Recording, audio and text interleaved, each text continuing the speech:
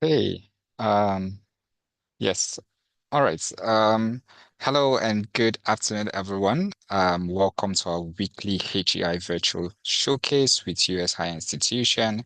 My name is Mr. Linus. I am located here in Abuja, and today we'll be hosting Bridgewater State University.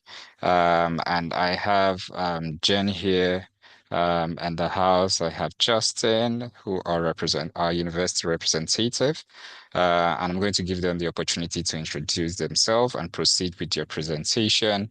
If you have any questions, please put your questions on the Q&A box so that we don't miss out on the questions. And at this point, I am going to hand it over to our reps to do their presentation.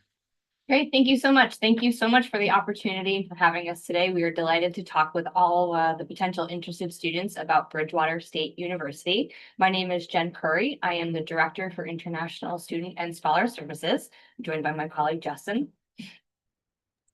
So, hi all.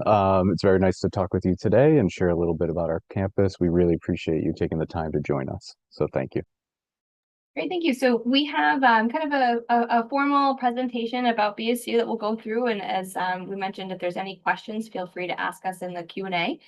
So for folks who may not know where Bridgewater State University is, we just wanted to give a little bit of reference. So we are in the Northeast region of the United States. So we're in the state of Massachusetts. Our capital is Boston. Folks may have heard of that. We are equidistant pretty much between two major international airports, which is quite nice for students and scholars who are traveling to us. So Boston is a little bit closer. So Boston Logan Airport, and then Providence, Rhode Island also has an international airport that sometimes folks will fly into as well. And then, of course, on the eastern seaboard, we have New York City and Washington, D.C. So it's a great opportunity. If you come to Bridgewater State, you can really get around through public transportation to some of the major locations on the eastern seaboard, which is quite attractive and fun for students to come to. Just some aerial photos of our campus. So we are in New England. So this is a typical New England day of what our campus looks like in the fall. So you can kind of get a sense. Our campus is kind of divided into two halves. We have the east and west. And then we'll talk a little bit as well too, but we have the MBTA commuter rail, which runs right through our campus. Justin, feel free to jump in on any of these as well too. So why you might consider coming to Bridgewater State University. So we are a suburban campus with access right to Boston, which is quite convenient. So we really like to tell students you get the best of both worlds. Our kind of value for our education is exceptional. You're paying a much lower cost than some of the major Ivy League colleges and universities, but you're getting an exceptionally quality education while you're here. Most of our class sizes are about 19 to 25 students. So you really get an intimate experience and you really get to know your faculty members. They get to know you. They help support you with research. They help understand what your career goals are. Again, you really have a great close working relationship with them, which is amazing for graduate school applications, job references, and then they are able to integrate you into all of their kind of curriculum, and they're all taught. Our classes are all taught by faculty members. They are not taught by other students or peers or teaching assistants. So you have that real amazing access to the actual faculty members in all of your classes. Justin, anything you want to add on this? Okay, so again, talking about our campus, I mentioned the MBTA commuter rail station that we have right on our campus. It's a stop right near our residence halls that goes directly into Boston. We're very proud of our safety ranking. So we have been rated, we go back and forth between the third and the fourth safest campus, and that is in the entire United States. So that's something that we're very proud of. It's super safe to be here on our campus. We have a full active police force that works directly with our students to help keep our community safe, and they're super approachable. We've had students in the past who have been, for instance, criminal justice majors that have been able to interact with our police force to get real world experience as well. And we are constantly improving our campus facilities. So we have brand new buildings that are being built. We have buildings that are being renovated. So we're very proud of all of our actual spaces as well too. For folks, we'll talk a little bit about available majors and programs of study in a minute as well. But for folks who might be interested in computer science or cybersecurity, we've just built a brand new state-of-the-art cyber range on our campus, which has been recognized by the state. And it's an amazing facility where students can do real-world practice of cyber activity, criminology experiences. Let's see. Okay, so talking about additional opportunities. So we kind of laugh at this, right? So for our international students coming to Bridgewater State, this is your study abroad experience, right? However, if you do come as a degree seeking student, there are additional study abroad activities that you can participate in as well. Of course, pending visa approvals, but we do have a really unique program on our campus called travel courses, which are faculty-led classes. Usually, I would say 10 to 15 students participate with a faculty member, and they travel all over different countries for different topics, and it's a 3-credit class. So you could certainly potentially participate in that in addition to coming to BSU as your study abroad. Undergraduate research, we have national rankings consistently for our undergraduate research programs. That's something that students can take advantage of as well if you're coming as an undergrad. And then internship opportunities. I know international students are often interested in internships or CPT, and that is something that our office supports, provided your program of study requires it. And we have a very robust careers and internship office on campus that will help connect students to potential internship opportunities. We have giant career fairs on our campus regularly that connects students to potential career opportunities as well too. So that's something to consider. Anything I missed on that one, Justin? You want to talk about student life? Yep. So BSU, there's a lot to do. And you can see by this ratio that the majority of students, so it's about a 60-40 split. So the majority of students do live off campus. There is apartments in the surrounding town, but then as Jen mentioned, we do have the MBTA train on campus. So students some of them live as far as Boston, and they commute by train to campus. But then there are 11 residence halls on campus for, the other 40% of students who choose to live here. In total, that's about 3.3 thousand students who live on campus. That there's a lot of activities on nights and weekends.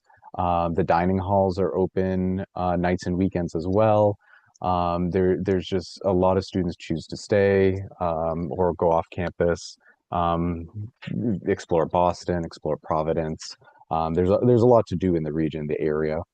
The university as a whole for student clubs and activities, there's over 90. And if there isn't something, you can create it. We've had international students in the past. One I'm thinking of in particular, she was really interested in chess.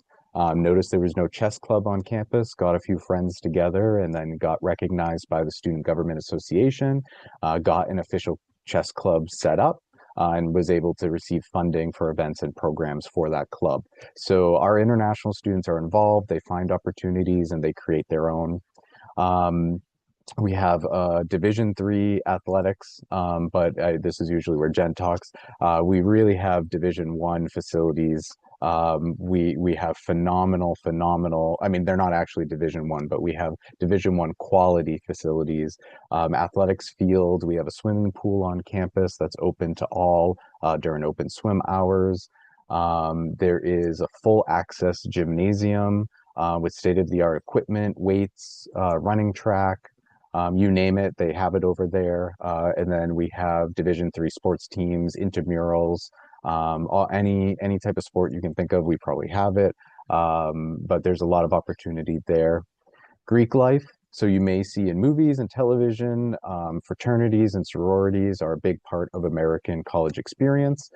We do it at Bridgewater just slightly different than what you see in the movies. So in the movies and television, you'll see these big campuses where the sororities and fraternities live in these big houses, just slightly off campus. We don't do it like that. Our fraternities and sororities are more integrated into the campus. They live in on-campus housing. They don't have their separate living space or houses or anything like that. They're involved in a lot of philanthropy and community service, a lot of networking opportunities. So a lot of students here at BSU do take advantage of Greek life and the sororities and fraternities, but it's just slightly different than you see in the movies. And then just give you some basic general information about our international student population from the last year. So we had about 154 international students attend BSU last year. And you can see a breakup here. About a third were degree-seeking bachelor's students, about 40% were degree-seeking graduates, and just under 25% were our non-degree exchange students. So they were just here one semester or a year. But I know the folks I'm talking to here would fit more into that degree-seeking bachelor's or undergraduate categories. About 42% of our international students, so again, this is keeping with the university average, so about 40% chose to live on campus, and the other 60% ended up living off campus.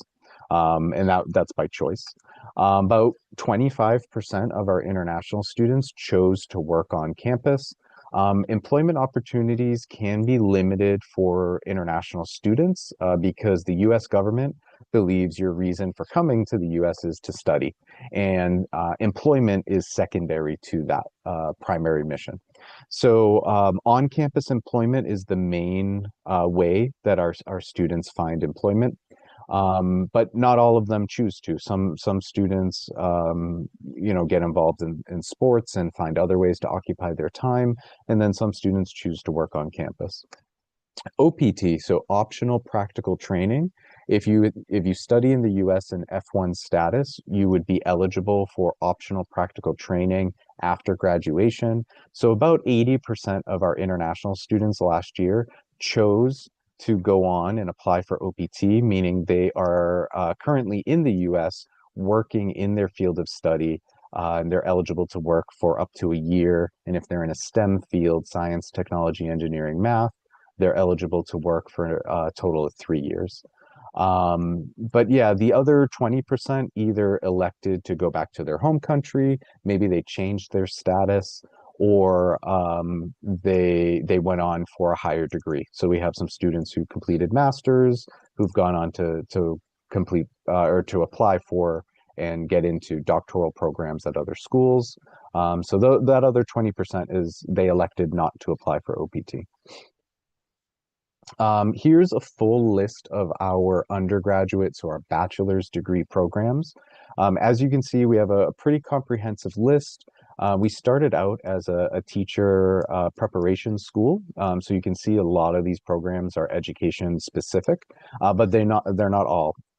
We consider ourselves to be comprehensive.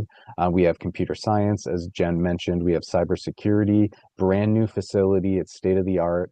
It's one of the flagship facilities in the state for cybersecurity.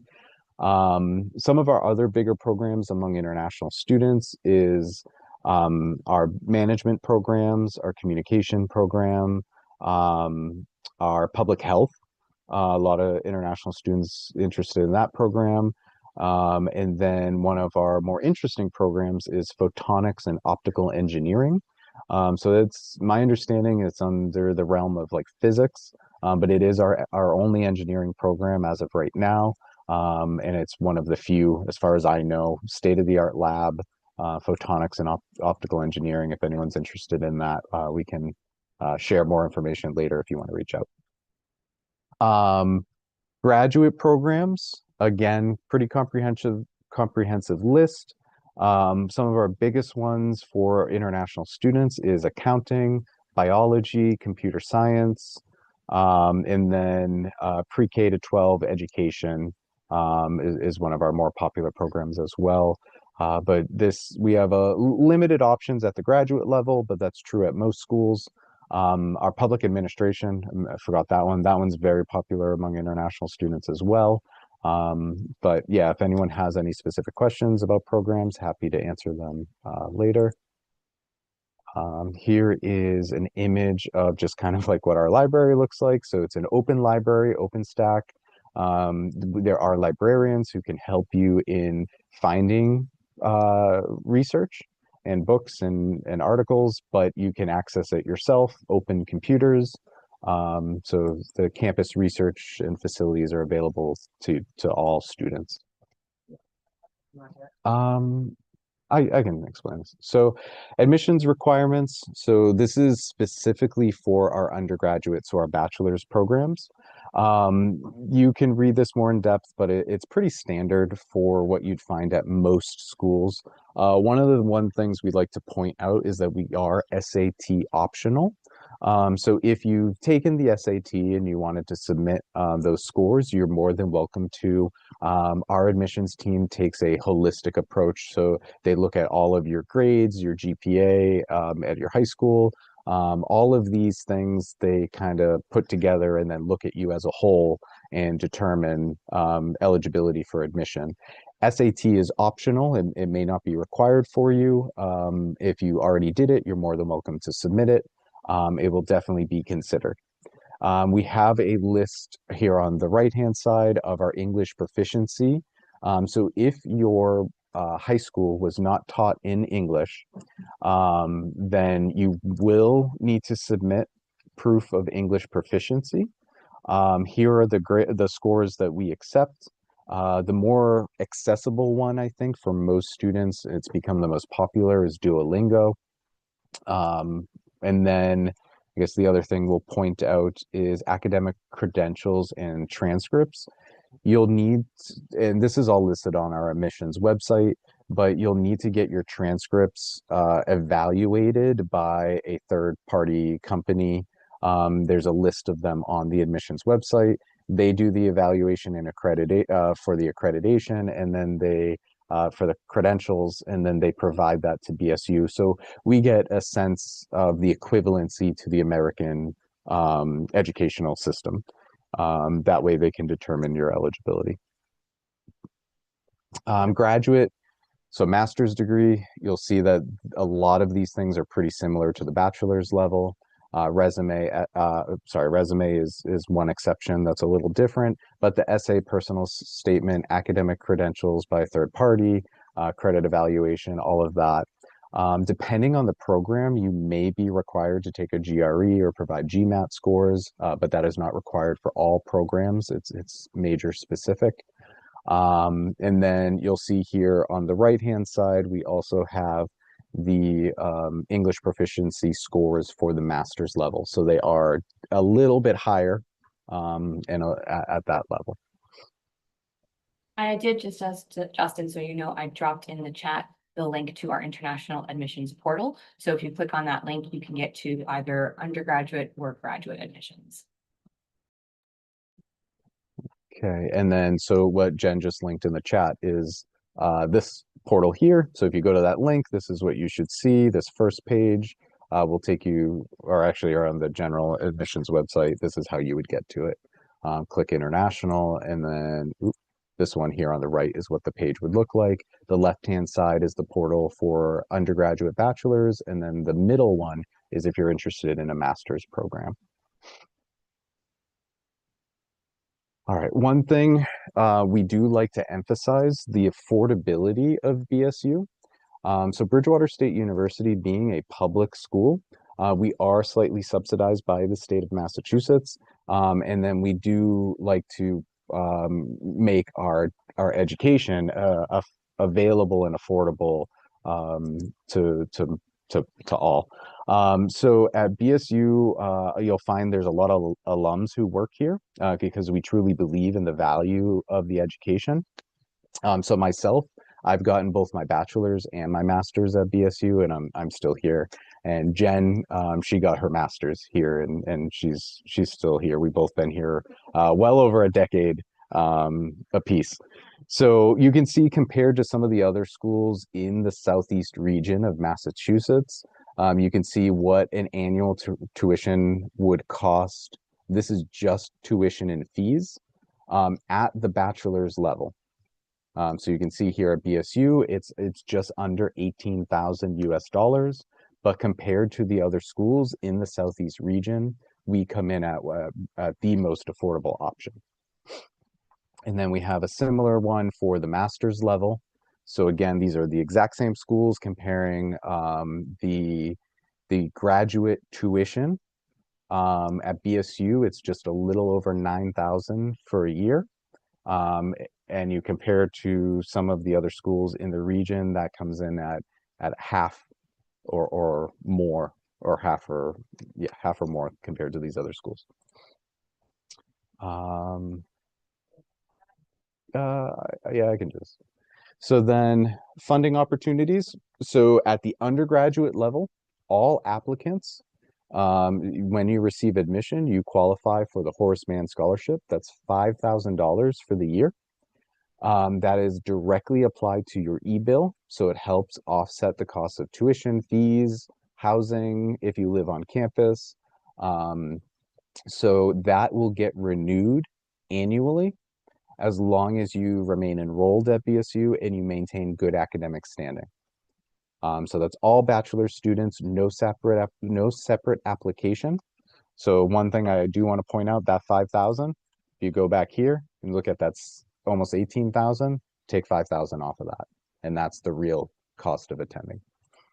You also, through Academic Works, can apply each spring for additional scholarships that become available through the university. And then on occasion, our department gets funding for international student scholarships. And we are able to distribute those based on merit and need-based. We have applications we do in-house for those, but they become available periodically.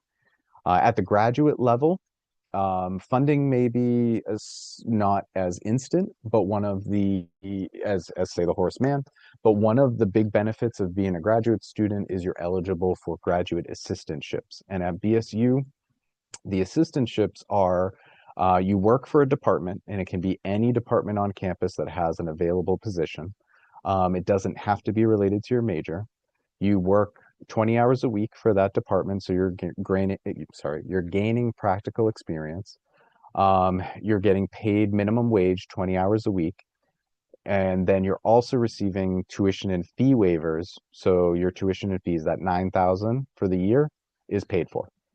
A lot of our international students apply for these and get them.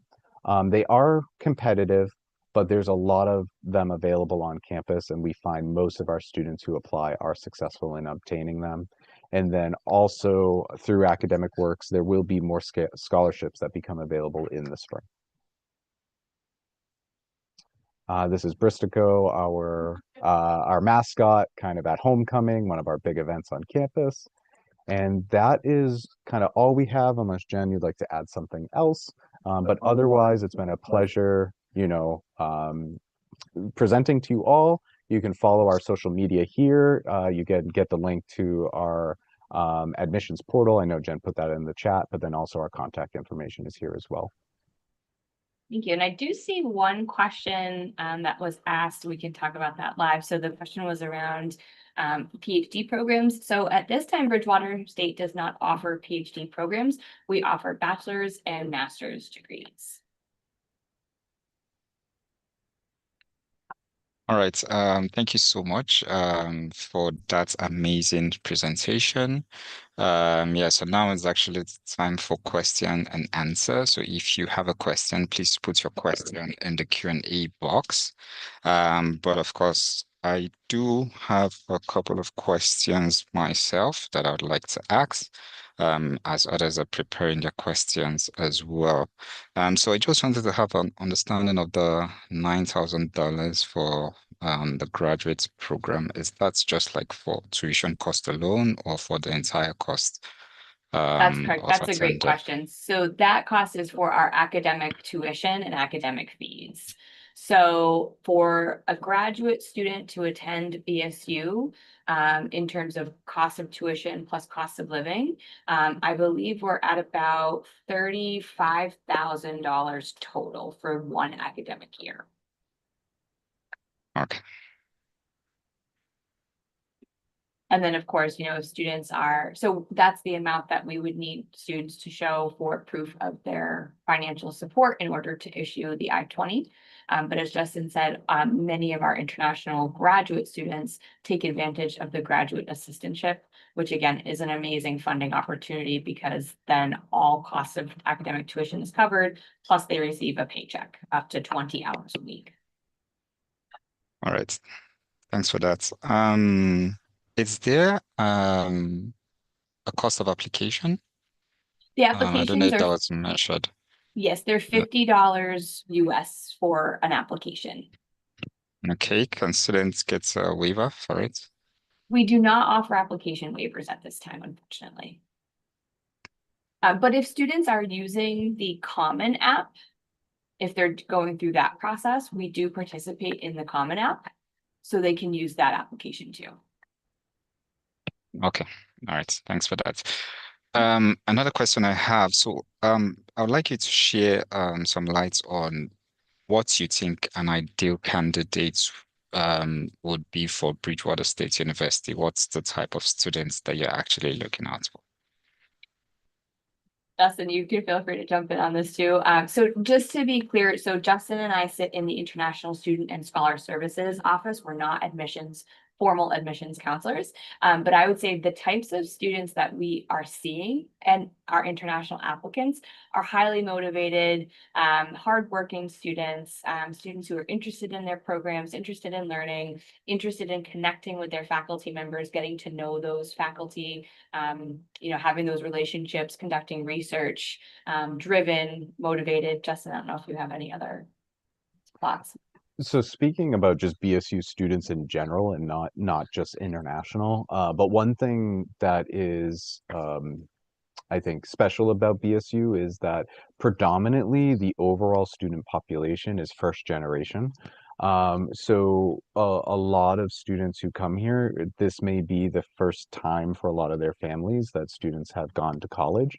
So a lot of students come here as Jen said, a lot of drive, a lot of ambition, a lot of eagerness to learn and grow and so I can't speak for admissions, but I see the types of students who come here, and I was first generation, and I can speak a lot about just the campus as a whole, and I think that's something special about this place.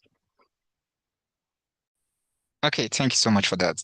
So I have some questions on the chat. Are the presidential scholarship open to international students? That's one question.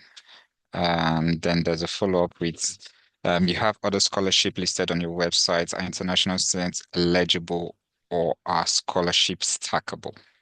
Yes, I did answer that, but I'm happy to answer that live as well too. Those are great questions. So yes, presidential scholarships are potentially eligible.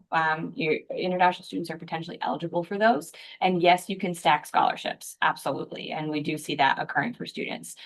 Only federal funding at this time is not available to international students. All right. So yeah, and another question I have. Okay, there's a question here. Is there a specific reason why your institution attracts first generation students? Yeah. That's hard for me, I think, to explain. I don't know if I have a definitive answer for that. I would say the overall, when you think about the education system in the United States, there's a lot of different types of schools. There are community colleges that serve kind of like a very specific region, community, with a lot of more like associate's degree type programs. They're 2 years, and those can be stepping stones to a 4-year school like BSU. And then BSU is part of the Massachusetts State University system. So our being a public school in Massachusetts, the main goal of the university is to serve, say, the southeast region of Massachusetts. Um, with that means we're affordable, we're providing an education to all who are able to attend and interested in attending within this region.